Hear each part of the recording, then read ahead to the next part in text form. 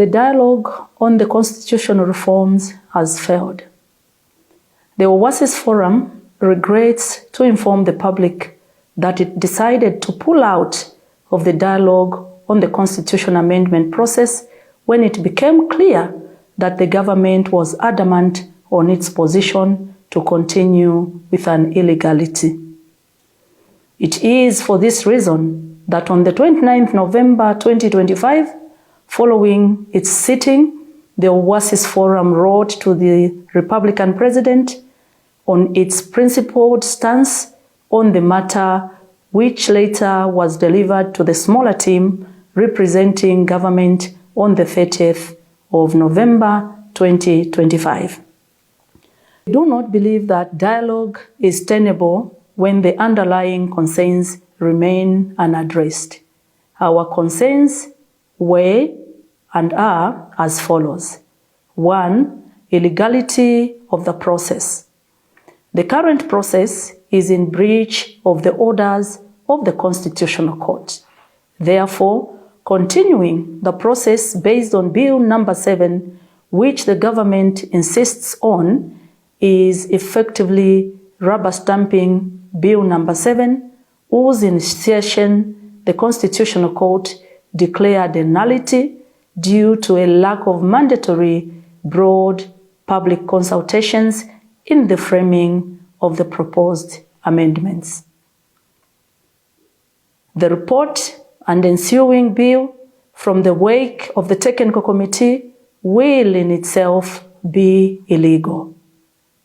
Number 2, lack of legal framework and independence. The work of the technical committee lacks a legal framework to ensure its independence and public accountability, risking undue executive influence over what should be a citizen-driven process. Number 3, restrictive terms of reference. The terms of reference unilaterally prescribed by the government restrict citizens' submissions to the same clauses in Bill number 7, effectively resurrecting an illegality, election-centered agenda, and precluding a holistic reform. Failure to withdraw Bill number 7. Despite the Constitutional Court nullifying the initiation of Bill number 7 of 2025, the bill remains before the National Assembly, further entrenching an illegitimacy process. Tying to the 2026 electoral timelines. Rushing the reform process by tying its timelines to the 2026 general elections compromises inclusivity and national consensus, diverting agents from critical immediate needs like the cost of living, water shortages, and employment.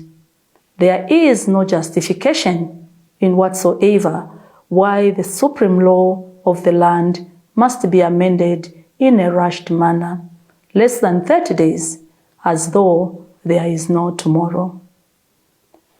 Dialogue outcomes. Government intend to proceed. Despite presenting these profound and resolved concerns, our dialogue, including the meeting with the President, has yielded nothing. The government remains bent on proceeding with the current illegal and flawed process and has refused to withdraw Bill number 7 from Parliament formally.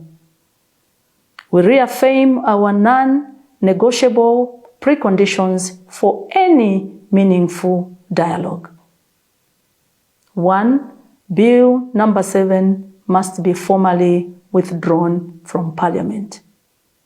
2. A fresh constitutional reforms process must be commenced, supported by legal safeguards, and be genuinely inclusive, not rushed, and holistic.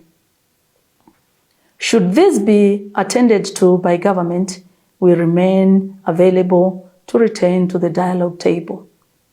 Now a call to action for all Zambians. The refusal by the government to heed advice on withdrawing the illegal Bill number 7 or offering alternative legally sound options is a serious threat to the integrity of the Zambia's foundational law and may result in anarchy. The government's current approach demonstrates an apparent lack of interest in genuine, people-driven dialogue.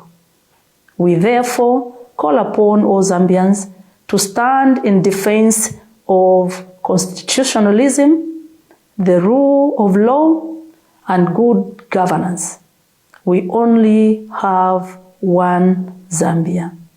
The Oasis Forum will continue to use all available legal means and possible engagement of the international community to ensure that government withdraws Bill number 7, which threatens our national values and principles of democracy, as well as constitutionalism, good governance, and integrity. We urge the government of the Republic of Zambia to withdraw Bill number 7 immediately and commence a legitimate, transparent, and people-driven constitutional reform process where amendments will be framed by the owners and not by the government. We urge members of the public to join campaign against Bill number 7, which the Oasis Forum will roll out. I thank you.